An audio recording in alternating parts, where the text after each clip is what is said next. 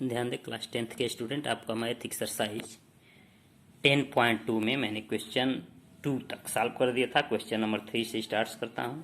तो आइए देखिए क्वेश्चन नंबर 3 है क्या।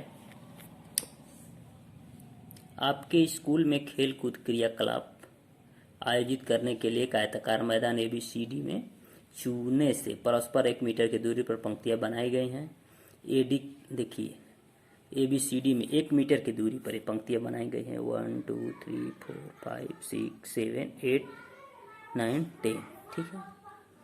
इस तरह से ABCD में 1 मीटर की पंक्तियां बनाई गई हैं और AD के अनुदिश परस्पर 1 मीटर की दूरी पर 100 गमले रखे गए हैं। और AD के अनुदिश देखिए 1 2 3 4 5 6 7 8 9 10 11 ऐसे 100 गमले रखे गए हैं, जैसा कि आकृति 7.12 में दर्शाया गया है। आपको दिखा दिए। निहारिका दूसरी पंक्ति में AD की 1/4 भाग के बराबर निहारिका ये दूसरी पंक्ति में AD ये जो A है और D है, इसके 1/4 भाग यहाँ पे, ठीक है, 1/4 भाग के बराबर की दूरी दौड़ती है और वहां एक झंडा गाड़ देती है। यहाँ पे एक झंडा गाड़ दी। प्रीत 8वीं पंक्ति में AD की 1/5 भाग के बराबर दौड़ती है। तो देखिए प्रीत ये 8वीं पंक्ति में, अब AD के 1/5 भाग ये A है और ये आपका D है। तो AD के 1/5 भाग के बराबर दूरी दौड़ती है, वहां एक लाल झंडा, यहाँ पर प्रीत एक लाल झंडा गाड़ दी, ठीक है। दोनों झंडों के बीच की दूरी क्या है। अब यहां से लेकर के यहां तक के झंडे के बीच की दूरी बतानी है हमको। फिर यदि रेशमी को एक नीला झंडा इन दोनों झंडों को मिलाने वाले रेखाखंड पर ठीक आधी दूरी पर गाड़ना हो तो उसे अपना झंडा कहाँ गाड़ना चाहिए। अब ये और ये बिंदु जो हैं, इन दोनों के मध्य में एक झंडा उसको गाड़ना चाहिए। तो देखिए कैसे सॉल्व करेंगे। अब AD, ठीक है, AD की डिस्टेंस कितनी है 100 मीटर। 100 गमले रखा गया 1 मीटर की दूरी पर, तो 100 गमले हैं।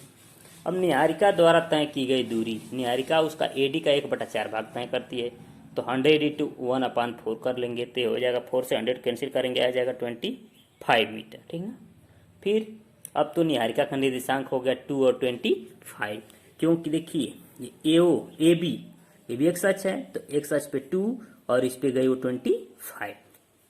फिर इसके बाद प्रीत द्वारा तय की गई दूरी, क्योंकि प्रीत AD का 1/5 भाग तय करती है, तो 100 × 1/5, तो 100 × 1/5, 5 से 100 कैंसिल कीजिए, कितना हो जाएगा 20, यानी 20 मीटर हो गया।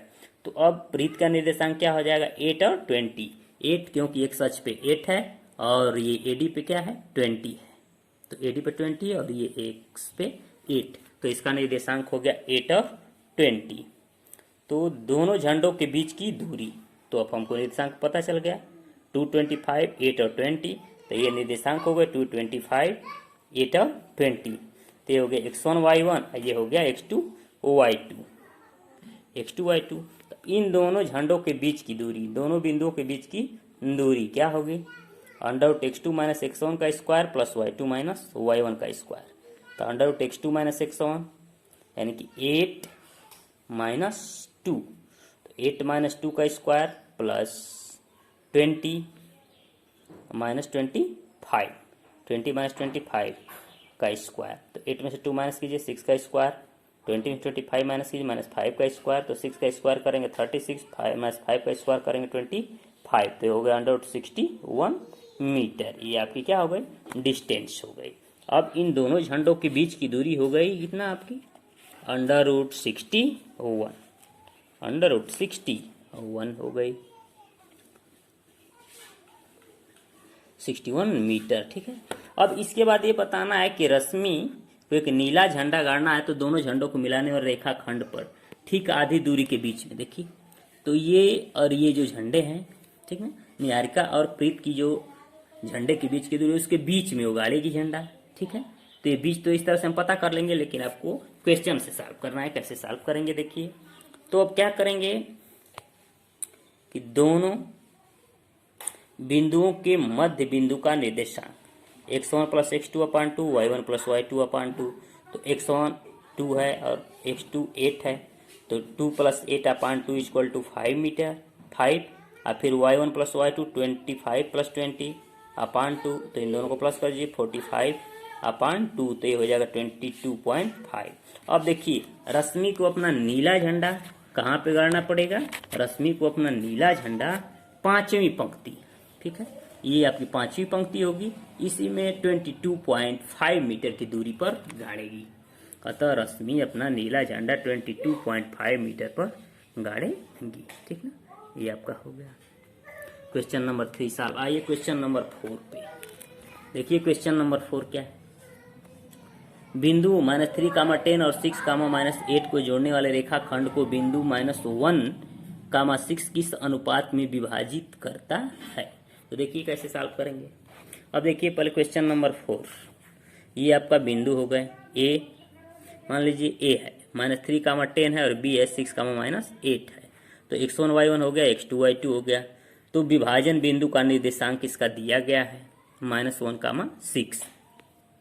अब माना कि अनुपात ये क्या है, अब अनुपात हमको पता करना है, तो अनुपात मान लिए, माना कि अनुपात m1 रेशियो m2 है, ठीक, m1 रेशियो m2 है। तो अब क्या करेंगे, x क्या होता है, इसकी विभाजन बिंदु का निर्देशांक x अक्ष का होता है, जो m1 x2 plus m2 x1 अपान m1 प्लस m2। तो x ये क्या आपका -1 है, ठीक है। तो -1 इक्वल टू m1 x2 का मतलब 6 और प्लस m2 x1, तो m2 x1 की वैल्यू -3 अपान m1 प्लस m2। ये -1 हम रख दिए, क्योंकि ये पहले से हमको पता है निर्देशांक, ठीक है, -1 है। तो अब देखिए क्या करेंगे, -1 हो गया, 6 है, इसमें m1 में मल्टीप्लाई किया 6m1, -3m2 अपान m1 plus m2, cross multiply कर देंगे -1 से, इस दोनों मल्टीप्लाई करेंगे तो -m1 और इस माइनस से प्लस में करेंगे -m2 इक्वल टू ये 6m1 -3m2। अब ट्रांसपोज करेंगे -m1 और इधर +m1, इधर आ गया तो -m1 -6m1 इक्वल टू ये -3m2, ये माइनस इधर गया तो प्लस हो गया +m2। तो 6 और 1 ये -7m1, क्योंकि दोनों सेम साइन है, माइनस की चिन्ह है, तो दोनों को ऐड कर लेंगे तो 7m1 हो गया। और -3m2 प्लस m2 है, तो एक प्लस एक माइनस है, तो 3m2 में से 1m2 माइनस कर लेंगे, -2m2, तो माइनस से माइनस कैंसिल। अब देखिए m1 अपान m2, तो m1 upon m2 equal to हो जाएगा 2/7, 2/7। अब इसी को रेशियो में चेंज कर देंगे, m1 ratio m2 equal to 2/7, ये आपकी रेशियो आ गई, ठीक है। तो ये अतः उस का अनुपात क्या हो जाएगा आपका 2/7। इस तरह से आपका क्वेश्चन नंबर 4 सॉल्व। अब आइए देखिए क्वेश्चन नंबर 5। क्वेश्चन नंबर 5 क्या है, वह अनुपात ज्ञात कीजिए, ठीक ना, वह अनुपात ज्ञात कीजिए जिसमें बिंदुओं A 1, -5 और B -4, 5 को मिलाने वाला रेखाखंड x अक्ष से विभाजित होता है। इस विभाजन बिंदु के निर्देशांक भी ज्ञात कीजिए, इस विभाजन बिंदु के निर्देशांक भी ज्ञात कीजिए। तब क्या होगा, तब विभाजन बिंदु का निर्देशांक कैसे सॉल्व करें क्वेश्चन नंबर 5। माना कि x अक्ष का विभाजन बिंदु x, 0, ठीक है, और अनुपात क्या है m1 रेशियो m2। तो देखिए अब x अक्ष को विभाजित करता है, जब x अक्ष को विभाजित करेगा तो उसका x होगा, और y को नहीं विभाजित करेगा तो y का निर्देशांक 0 हो गया। x अक्ष को विभाजित करने वाले बिंदु का निर्देशांक x, 0, तो x, 0 हो गया। अब ये अनुपात हमारा हो गया m1 रेशियो m2, और ये दो बिंदु हैं, एक बिंदु है a जिसको 1, -5 राइट कर दिया, b है -4, 5। अब देखिए तो ये y इक्वल टू होता है क्या, m1 y2 plus m2 y1 अपान m1 प्लस m2 y के लिए। y हमारा क्या है, यहाँ पे 0 है, ये विभाजन बिंदु का निर्देशांक 0 है y, तो यहाँ पे 0 वैल्यू पुट कर दी, m1 y2 plus m2 y1, तो m1 और y2 की वैल्यू 5 है, प्लस m2 और y1 की वैल्यू है -5 अपान m1 प्लस m2, तो ये 5m1 -5m2 अपान m1 प्लस m2। अब देखिए 0/1 हो जाएगा, जीरो से इसमें मल्टीप्लाई करेंगे तो ये पूरी वैल्यू जीरो हो जाएगी, बच जाएगा आपका 5m1 माइनस 5m2, यानी कि 5m1 minus 5m2 equal to zero. तो 5m1 इक्वल टू 5m2, इसको ट्रांसपोज कर दीजिए, इधर माइनस इधर लेफ्ट में माइनस है, राइट में गया तो प्लस हो गया। 5m1 इक्वल टू 5m2, अब क्या हो जाएगा m1 upon m2, m1 upon m2 equal to 5 अपान, अब इसको 5 कर देंगे, 5 से 5 कैंसिल कर दिए तो क्या हो गया 1 अपान 1, यानी कि m1 ratio m2 equal to आपका हो जाएगा m1 upon m2 equal to 1 अपान 1 हो गया। तो ये आपका हो जाएगा m1 ratio m2 equal to 1 ratio 1, ये आपका आंसर हो गया। ठीक है, आंसर हो गया। फिर आपको ये बताना है इसके विभाजन बिंदु का निर्देशांक। ठीक है, तो विभाजन बिंदु का निर्देशांक क्या होता है, इसके विभाजन बिंदु यानी कि वही मध्य बिंदु का निर्देशांक x1 प्लस x2 अपान 2, y1 प्लस y2 अपान 2।